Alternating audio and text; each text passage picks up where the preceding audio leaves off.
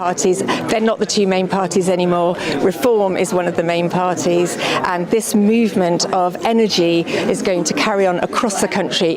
What we've done here in Runcorn and Helsby is made history tonight, overturning that a massive Labour majority, and I think it's a sign that people are fed up with both parties. They feel let down by the Tories, let down by Labour, and the Labour have only been in for 10 months, but they're ready for change, and we are going to provide that party of hope.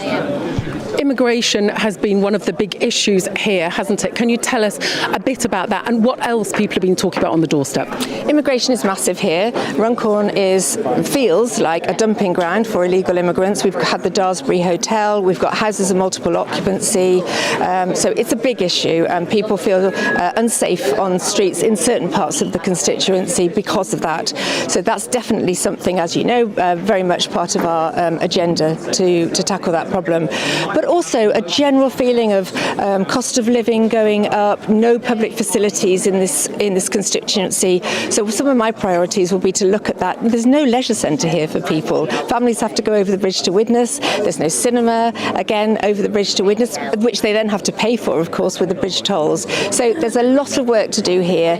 It's long overdue that someone stood up for the people here of Runcorn and Helsby and made some investment, made some changes, regeneration of the town centre.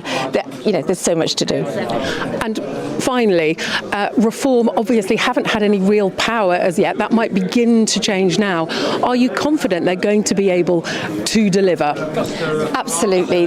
Now we've got 4 years before the general election. I totally believe that Nigel Farage will be the next Prime Minister of this country. Sarah Pochen, thank you very much. We're positive people, we're different people, and our candidate that has won here is somebody that 30 years ago Parliament was full of people like her who'd had successful careers as she's had in business, in politics, in the judiciary, and now there are very few of them. So I think what we're doing is we're putting candidates up, getting people elected with real life experience, and that's what voters want more and more. Last summer, people booted the Tories out wanting change. Labour, now people are cross with them. You're promising change, but now you're going to have to deliver. Are you confident you're going to be able to do that? Well, we couldn't do worse than the previous lot in running county councils. We will, where we win county councils, send in the auditors, examine long-term contracts, end crazy expenditure on consultants, on part-time workers, county councils fighting climate change, pursuing DEI, buying ergonomic chairs for their staff. No. As and where we win, it's going to be very different. And just finally, you've got your first female MP. Some people have thought you're a bit of a boys' club. Do you think you can change that perception? We've just won here with Sarah Pochen. We're on the verge of Dame Andrea Jenkins becoming the Mayor of Greater Lincolnshire, and since the general election, of those that have come to us, it's 50-50 men and women. I know some I've got a woman problem, but it's not true. And also, just finally, you were here yesterday. Labour have thrown everything at this. Pretty much everybody has been up here, but not the Prime Minister. Why do you think that is? Because he's a coward. He doesn't lead from the front. He obviously feared they might lose, therefore he didn't come. I knocked on doors for 8 hours today, and I would have been here in this hall with our candidate, regardless whether we'd won or lost by 6 votes. And somehow with Keir Starmer, who, by the way, is a perfectly decent human being, but somehow with Keir Starmer, it's caution, and no one really knows quite what he actually believes. And just finally, how many of the mayoralties do you think you're going to win? 2, 3? Well, we've just lost 2 by an absolute cigarette paper in North Tyneside and in Doncaster. We're winning in Lincolnshire, and we will win in Hull, probably by quite a big margin. Nigel Farage. Thank you. Nigel Farage, what's your message to Sir Keir Starmer this morning?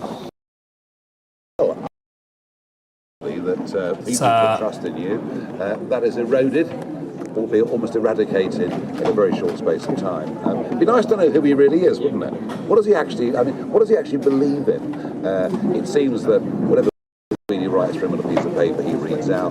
There's no conviction in this Labour Party, but crucially, the things that switched a lot of old Labour voters to us in this constituency, number one, working people. They have alarms that go off in the morning, they cross the bridge and work in Merseyside. Mostly the taxes they pay are going up and they wonder why they're doing it. Secondly, a feeling that somehow Labour is not a patriotic party. And thirdly, there are 750 young men who've crossed the English Channel living in this constituency at the expense of hard-working taxpayers, causing great alarm in many streets. Dover may be a long way away. Its influence on this by-election was enormous. Mr Farage, your campaign... If you spin it on one issue, which issue won it? I think the whole question of fairness. And if you're paying loads of tax and you're seeing in your street a house being rented and 10 young men who crossed the channel living there, you think this is wrong and it's unfair. Last question, Mr Farage. Your campaign has been really high profile, it's been really well funded, your face is on the side of a video van going around. Is that the kind of high profile, big money campaign that we can expect to see in further by-elections as we go forward? Well, I mean, you say big money. What Labour have done, of course, is to massively increase the amount of money allowed to be spent on by-elections, and we've met that. I mean, by-elections are a sort of money artillery war. We spent the same as the Labour Party. We spent our money better, perhaps. Do you think you can win without having that level of campaign in every constituency you fight? I don't think in modern politics you can even attempt to win a general election without firstly good people, secondly good policies, but thirdly money is going to become a bigger part of British politics than it's ever been. Is that a good thing or a bad thing? Mr Farage. It's a fact. Yes, good morning. An absolutely extraordinary night here in the constituency of Runcorn and Helsby. Labour held this seat by nearly 15,000 majority. That has been overturned by Reform by just 6 votes. The announcement just in the last half hour, there was a recount. We were expecting the result originally at around 3. Now I'm joined by Zia Youssef, the chairman of Reform.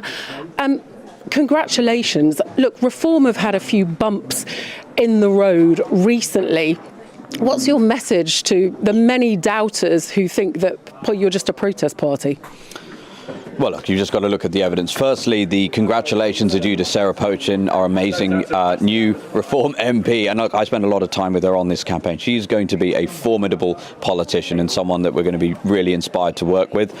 I've also got a message to everybody who voted for us today, who trusted us with their vote. People watching this programme who are deeply patriotic, who are sick and tired of the 2 old parties, the deceit, the lies, the lack of integrity. And we're going to be different to that. And one of the most interesting things about this whole campaign is that there was a real sense of something historic about to happen.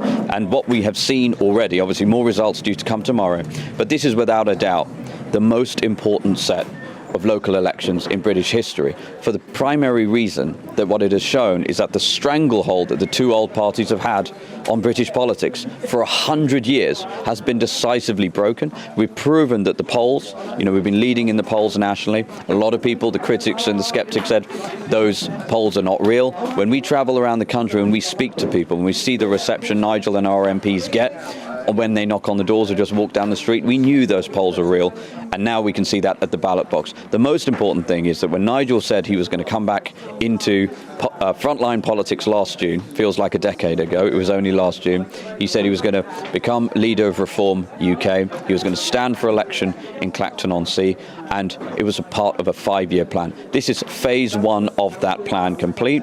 Not only do we now have 5 Reform MPs, what we've delivered now is hundreds, it's going to be hundreds of Reform councillors. We're going to take control of several councils, so you're going to have Reform-controlled councils for the first time. We've already won Andrea Jenkins, who's also an incredible politician. She's now the mayor of Lincolnshire. I think we've taken control of Lincolnshire County Council as well. So we now have a bedrock of official position where we can now start to deliver for constituents. And we're really clear about this. Our mission is to get Nigel Farage elected to be the next Prime Minister of the United Kingdom, flanked by 350 to 400 Reform MPs. There will be no pacts, no mergers with the Tories. We're going to head to government. We've got a lot of work to do, but I just want to reiterate, we're so deeply grateful and thankful to the people who watched this programme, who support Reform and voted for us. immigration, one of the key issues here, as in so many places, but on the cost of living as well. You're going to have to deliver now in councils. What are you going to do that's going to be different to what the other parties have done in the past?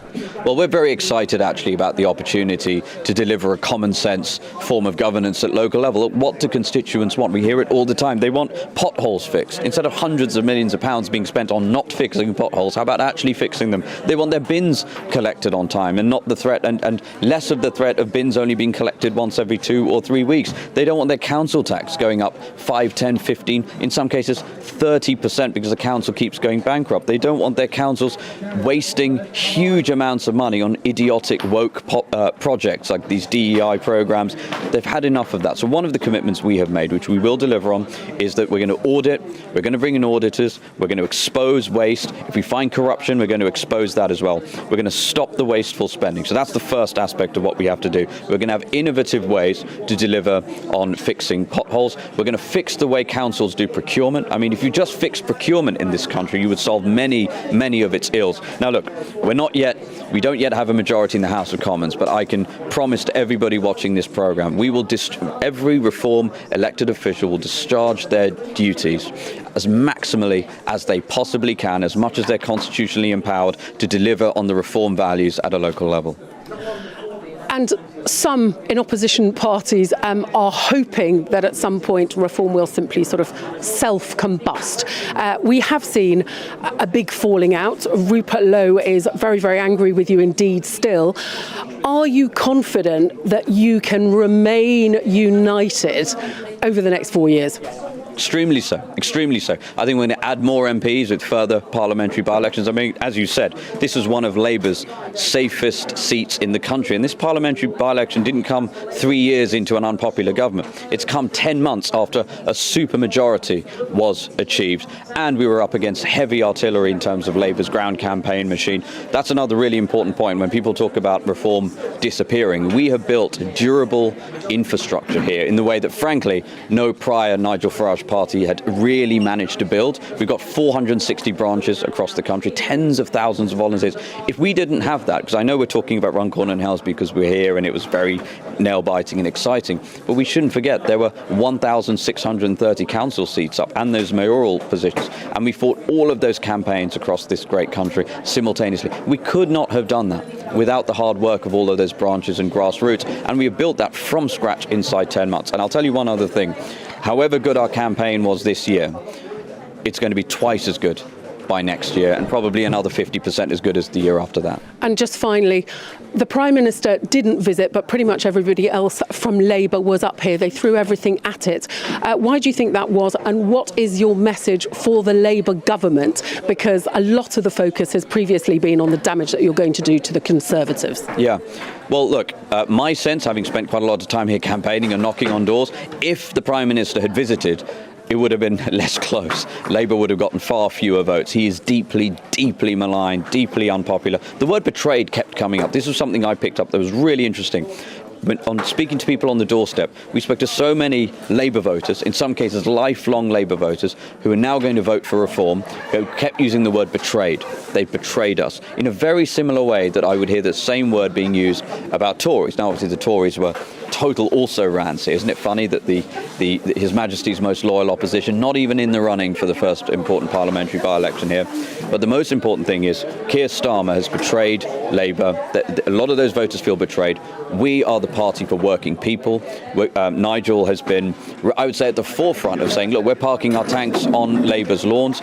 And the evidence in Runcorn and Helsby and across the country, the analysis I've seen already from the results that have come out shows that the swing from Labour to Reform in many seats is well north of 20 percentage points, in some cases 30 percentage points. Huge swings. So I think that Labour support is extremely brittle. We've got a huge opportunity not just to win support from former Tory voters, but also to win support from Labour voters. And that's why I'm very confident if we work hard, we continue to get our message out there, that we can get Nigel elected as our Prime Minister and have a Reform government.